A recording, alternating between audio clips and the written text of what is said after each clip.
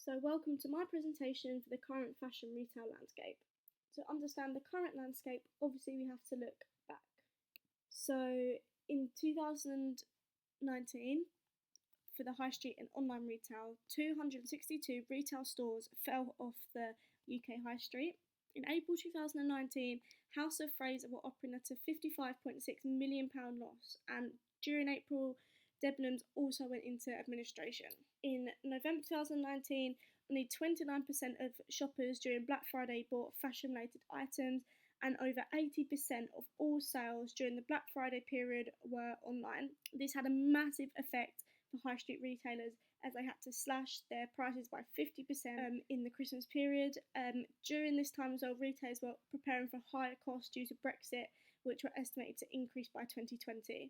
The high street and online key players in 2019 were Alibaba, Walmart, Inditex, Nike, Boohoo Group and Pretty Little Thing. The luxury sector in 2019 were performing in a completely opposite way. Brands were taking an omni-channel approach to make their brands a lifestyle for their consumers. This was due to less consumer loyalty, and having a distinct brand heritage just isn't important to consumers anymore. In July 2019, the Fendi Cafe opened in Harrods in London.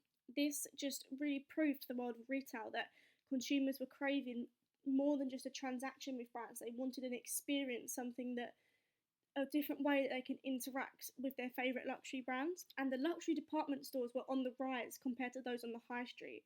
Liberty's London was valued at being worth £300 million in July 2019. And in December 2019, Selfridges saw a 10% sales increase in the 24 days running up to Christmas. The key players of 2019 for the luxury sector were LVMH, Dior, Cartier, Tiffany's, Estee Lauder, Kering and Hermes. So the first factor affecting the current fashion retail landscape is COVID-19. COVID-19 started in the Chinese city of Wuhan, and it has caused nationwide lockdowns and has had serious impacts on the global economy. How has COVID-19 affected the current fashion landscape? Brands have had to learn to adapt to customers' needs and wants at speed, and this can be seen in the UK saw an increase in loungewear sales by 433% in comparison to the period of lockdown in 2019. And COVID-19 has also forced brands to improve their online presence, particularly in the luxury sector.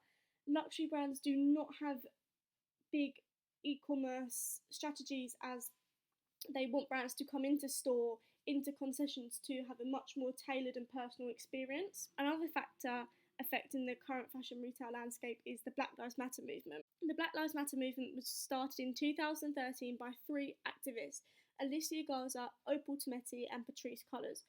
In 2020, it became much more prevalent again due to the murder of George Floyd after he was arrested for allegedly using a counterfeit dollar note, and during his arrest, Officer Chauvin placed his knee on Floyd's neck for 10 minutes, resulting in his death. How has Black Lives Matter affected the current fashion retail landscape? Stores are being forced to take part in diversity workshops, which to me is ridiculous that we now have to train our sales assistants and retail staff to treat everyone equally. It just sounds so backward and just like we're living in the 1960s. This has come as a survey found that 2/3 of Black Americans feel they are treated differently while shopping, and also a lot of influencers and models have been sharing their story about being a black or person of colour in the industry, being told statements from brands such as "we already have a black model" or "it's not their creative vision." Another factor affecting is sustainability. Sustainable fashion can be defined as clothing, shoes and accessories that are manufactured, marketed and used in the most sustainable manner possible, considering both environmental and social economic impacts. So how is sustainability playing a part in the current fashion retail landscape? People's increased time at home has meant they can evaluate their purchasing decisions and realise they do not need to be these large consumers of fast fashion. And the environmental effects of lockdown has changed people's perception on how they view sustainable fashion. As you can see online, the river and water in Venice is running clearer, fish are returning to parts of the city, and just these environmental impacts that are impacting the world for the better. shows how just a little bit of change we can really just help the environment. And also, people are becoming a lot more aware of human rights in less economically developed countries where fashion workers who work in the manufacturing sector do not have the same access to healthcare as what we do, which has meant, there's going to be a huge lack in workers in our factories. And brands, I think it should be their responsibility to make sure that their workers are protected and have the access to healthcare that they desperately need during a pandemic. So, how have these factors had an effect on social media marketing? Obviously, we have COVID-19. One trend that has come out of COVID-19 on social media is the PPE ads. Facebook have had to ban PPE ads due to the lack of PPE for social and healthcare professionals. And this really shows that social media marketing must quickly adapt and can even force big corporations like Facebook to change their guidelines. Another trend is influencers. Brands are massively relying on influencers to be able to create their content. At the start of lockdown, there was a period where influencers didn't share their content as it was insensitive and irrelevant to the situation. But as that changed, sponsored posts on Instagram, their engagement rose by 40%. And influencers have been able to create much more organic content during this time, and even been creating e-commerce images for brands. There was a big shift in consumer behaviour during lockdown, where consumers were either indulging or restraining in fashion products. Consumers that indulged realised that life isn't guaranteed, and they almost had a brush with mortality, where they didn't need to save and save and save. They could indulge in that luxury item or buy the clothes they wanted or the new trainers. Or on the other hand, consumers didn't need to be indulging in fast fashion or luxury products. They're saving their money for experiences and services and to make memories with the people they love after not being able to do that for such a long time. Another trend is NHS marketing schemes. To me, I'm not just sure if this is a nice gesture. I think it's a very clever marketing strategy where companies are offering big discounts to frontline or NHS workers on giving products or things to frontline workers, delivering big packages. And this is just a marketing scheme to help build up consumer loyalty, one, with obviously NHS frontline workers, but also people that see them doing this, and just it builds a relationship that makes them look like they're more than just a brand, they're a community. And to me, it's just, why can't you do it and not shout about it on social media? So to me, it's just one big marketing scheme. Black Lives Matter. How has Black Lives Matter been perceived in social media marketing? So one trend is obviously the Black Square. 28 million people took part in the Blackout Tuesday political movement, and its aim was to silence social media in solidarity. But it faced massive backlash as it redirected attention and silenced the real activists. To me, I didn't take part because I just thought it was a futile and pointless exercise, and it created this false idea of collectivism where people were standing together, but all they were doing was posting a black square on their feed. It didn't educate people, it didn't make people sign petitions or do all these things that are really positive and make a change. It's almost people started to follow the bandwagon, and to me it was just pointless. I understand the reason and the aim behind it, but I just don't think it quite got there. Another trend has been people analysing brands' reaction to the Black Lives Matter movement. Pretty Little Thing faced massive backlash over this post that clearly shows unrealistic skin tones. People commenting that they know they had different shades, they could have used different shades, they know people's nails aren't black, and 66% of Americans would even boycott a brand over their reaction. It's just really showing that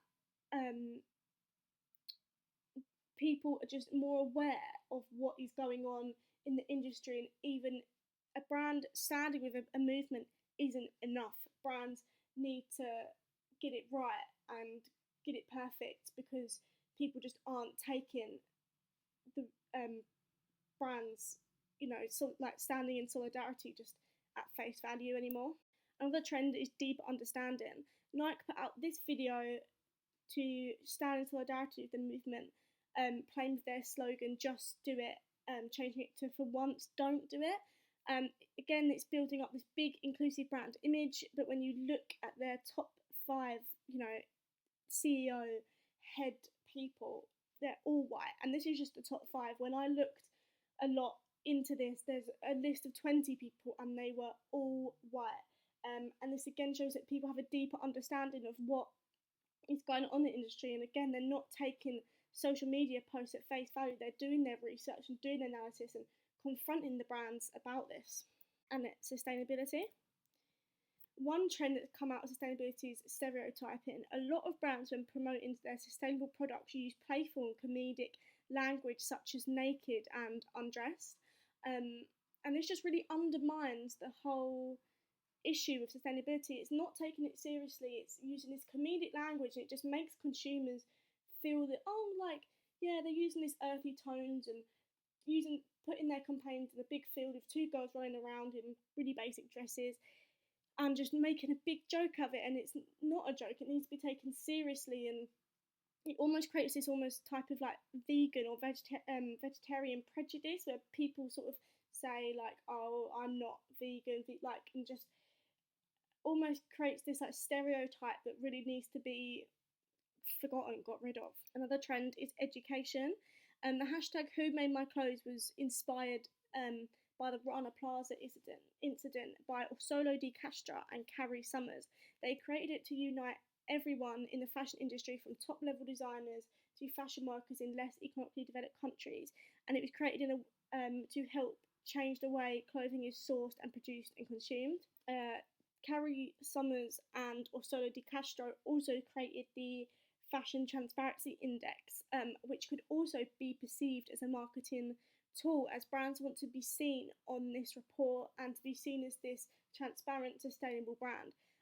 It was created by a brand called Fashion Revolution, and it's led to over 1 million posts under the hashtag Fashion Revolution. You can see here there's memes created and lots of quotes and content being created, and just it's showing that consumers are aware of how transparent brands are, and they want their brands to be transparent.